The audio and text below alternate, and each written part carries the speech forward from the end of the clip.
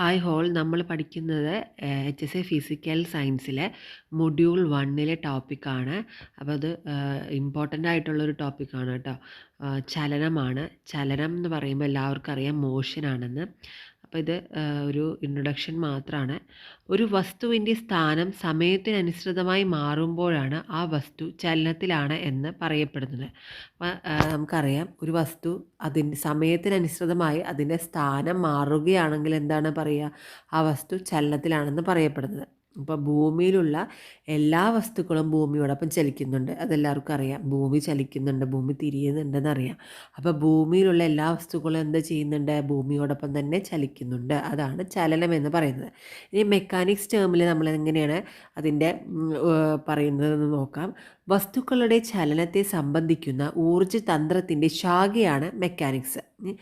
ഊർജ്ജതന്ത്രത്തിൻ്റെ ശാഖയാണ് വസ്തുക്കളുടെ ചലനത്തെ സംബന്ധിക്കുന്ന ഊർജ്ജതന്ത്രത്തിൻ്റെ ശാഖയാണ് എന്ന് പറയുന്നത് മെക്കാനിക്സ്. മെക്കാനിക്സ് നമുക്ക് രണ്ടായിട്ട് തരംതിരിക്കാം. അപ്പം മെക്കാനിക്സിനെ രണ്ടായിട്ട് തരംതിരിച്ചിട്ടുണ്ട്. ഒന്നാണ് കൈനമാറ്റിക്സ് എന്ന് പറയുന്നതും, രണ്ട് ഡൈനാമിക്സ്. അപ്പോൾ കൈനമാറ്റിക്സിൽ എന്താ പറയുന്നത് വെച്ചാൽ നമുക്ക് കാരണങ്ങളെക്കുറിച്ച് ചലനത്തിൻ്റെ കാരണങ്ങളെക്കുറിച്ച് പ്രതിപാദിക്കാതെ ചലനത്തെ മാത്രം പഠന വിധേയമാക്കിയിരിക്കുകയാണ്. അപ്പോൾ നമ്മൾ ചലനത്തെക്കുറിച്ച് മാത്രം പഠിക്കുകയാണ്, അല്ലാതെ എന്തുകൊണ്ടാണ് ചലനത്തിന് കാരണങ്ങൾ എന്താണെന്ന് പഠിക്കുന്നില്ല. ആ ഒരു മേഖലയ്ക്ക് പറയുന്ന പേരാണ് കൈനമാറ്റിക്സ് എന്ന് പറയുന്നത്. അപ്പോൾ ചലനത്തിന് നിദാനമായ കാരണങ്ങളെക്കുറിച്ച് പ്രതിപാദിക്കാതെ ചലനത്തെ മാത്രം പഠനവിധേയമാക്കുന്നതിന് പറയുന്നതാണ് കൈനമാറ്റിക്സ് എന്ന് പറയുന്നത്. അതുപോലെ തന്നെ ഡൈനാമിക്സ് എന്ന് പറഞ്ഞാൽ ചലനത്തെപ്പറ്റി പഠിക്കുന്നതോടൊപ്പം ചലനത്തിന് നിദാനമായി കാരണങ്ങളെക്കുറിച്ചും പഠിക്കുന്നു. എന്താണ് ഡൈനാമിക്സ് എന്ന് പറയുന്നത്?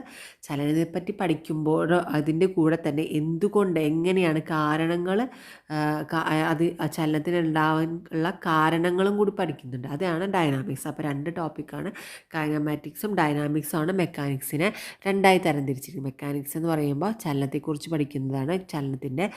ചലനത്തെക്കുറിച്ച് കൈനമാറ്റിക്സ് എന്ന് പറയുമ്പോൾ എന്താണ്? കൈനമാറ്റിക്സ് എന്ന് പറയുമ്പോൾ ചലനത്തിൻ്റെ കാരണങ്ങൾ എന്താണെന്ന് പഠിക്കുന്നത്. ചലനം എന്താണെന്ന് മാത്രമാണ് അവിടെ പഠിക്കുന്നുള്ളൂ.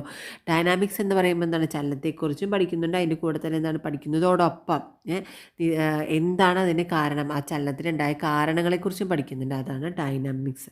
അപ്പോൾ നിങ്ങൾക്ക് ഈ ടോപ്പിക്ക് മനസ്സിലായെന്ന് വിചാരിക്കുന്നു.